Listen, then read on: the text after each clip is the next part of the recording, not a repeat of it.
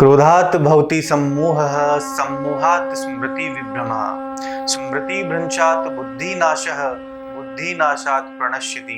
यानी क्रोध से मोह उत्पन्न होता है, मोह उत्पन्न होने से स्मृति का नाश होता है, स्मृति का नाश होने से बुद्धि का नाश होता है, यानी ज्ञान का नाश होता है, और ज्ञान का नाश करने से व्यक्ति स्वयं का ही नाश कर लेता है, खुद का ही नाश कर लेता है। हाय गाइस, मैं करण शर्मा आज आपको सुनाने वाला हूँ एक नई कहानी, मिट्टी का दिल।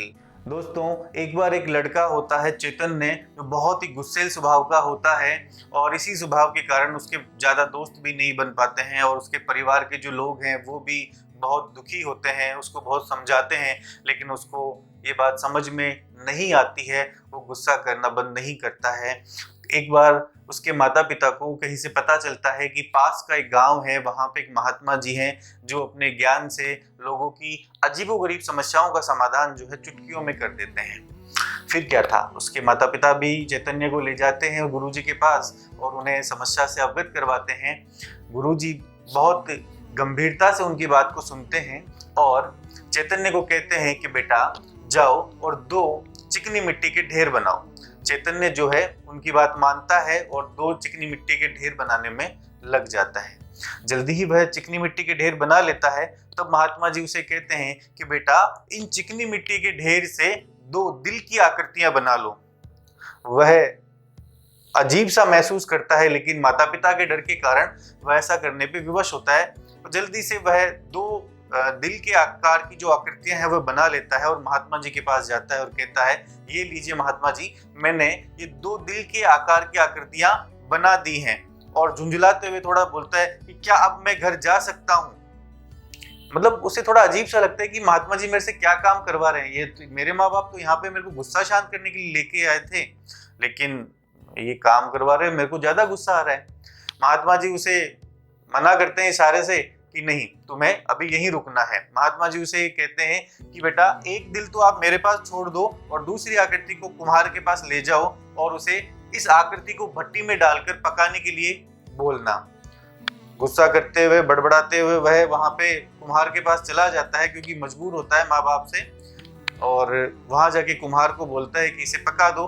2-3 घंटे बाद में वह मिट्टी का पका हुआ दिल लेकर वापस महात्मा जी के पास आकर बोलता है, ये लीजिए महात्मा जी, मैं आपके पास ये पका हुआ मिट्टी का दिल लेके आ गया हूँ और अब क्या मैं अपने घर जा सकता हूँ। फिर से झुंझुलाते हुए वह बोलता है, गुस्सा आ जाता है उसे।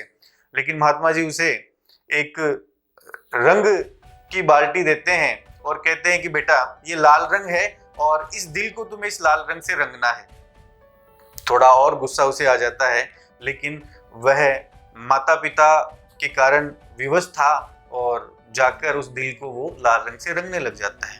और जैसे ही उस लाल रंग से उस दिल को रंग रहा होता है, उसे महसूस होता है कि वो जो मिट्टी का पका हुआ दिल था वो बहुत खूबसूरत दिखाई दे रहा है। मन ही मन उसे बहुत अच्छा लगता है। वह खुश होता है कि इस दिल की आकृति को मैं ले जाके अपने घर पे अपने कमरे में सजाऊंगा, ये बहुत प्यारी दिख रही है। और पहली बार उसे अपने किए हुए किसी काम पे गर्व भी महसूस होता है।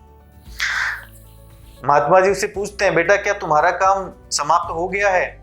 वो बहुत गर्व से महात्मा जी के पास जाता है और उस दिल को ले जाके कहता है, जी हाँ महात्मा जी, मेरा काम खत्म हो गया है। यह देखिए, मैंने ये मिट्टी का प्यारा सा दिल जो है उसको लाल रंग से रंग दिया है और ये बहुत खूबसूरत लग रहा है। महात्मा जी जो है वो उसी समय उसे आदेश देते हैं कि बेटा ये लो हथौड़ा और इस दिल को तोड़ दो।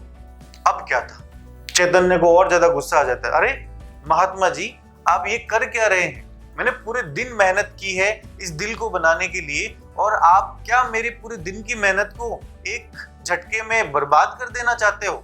लेकिन महात्मा जी ने गंभीर होते हुए कहा, नहीं बेटा, इसे तुम्हें तोड़ना ही पड़ेगा, ये मेरा आदेश है। गुस्से में चैतन्य आ जाता है और हथौड़ा मारकर जोर से उस दिल को तोड़ देता है। वह मिट्टी का दिल जो है दोस्तों चकनाचूर हो जाता है और चैतन्य जो है वो महात्मा जी पर गुस्सा करता है और कहता है, लीजिए महात्मा जी, आपने मेरे पूरे दिन की मेहनत को एक झटके में बर्बाद कर दिया है। अब तो आप राजी हो गए हैं क्या? अब तो मेरे गुस्से का इलाज हो गया है क्या? महात्मा जी बड़ी ही विनम्रता पूर्वक दूसरा जो मिट्टी का दिल था वह निकाल कर जमीन पर रखते हैं और कहते हैं बेटा इस दिल पर भी तुम चोट करो।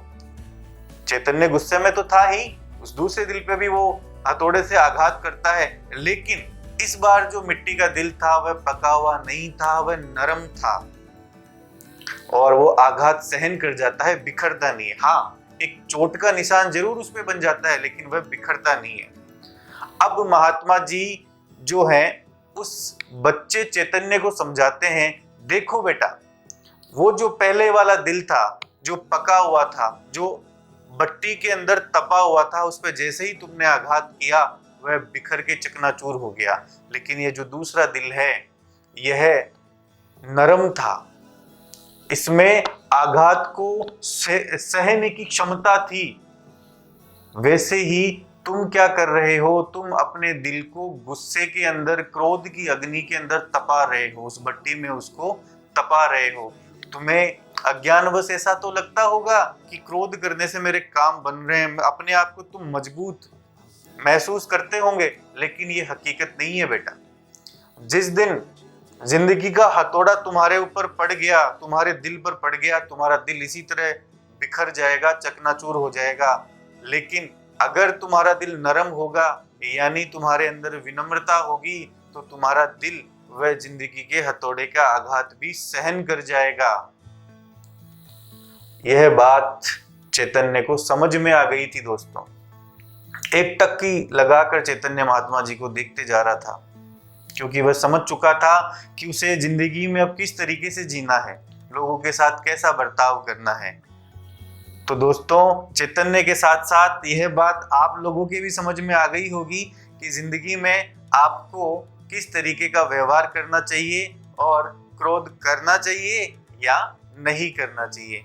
यानी दोस्तों, ऑब्वियसली हम लोगों को विनम्रता के साथ ही रहना चाहिए, क्योंकि क्रोध जो है वो हमारे ज्ञान का नाश कर देता है।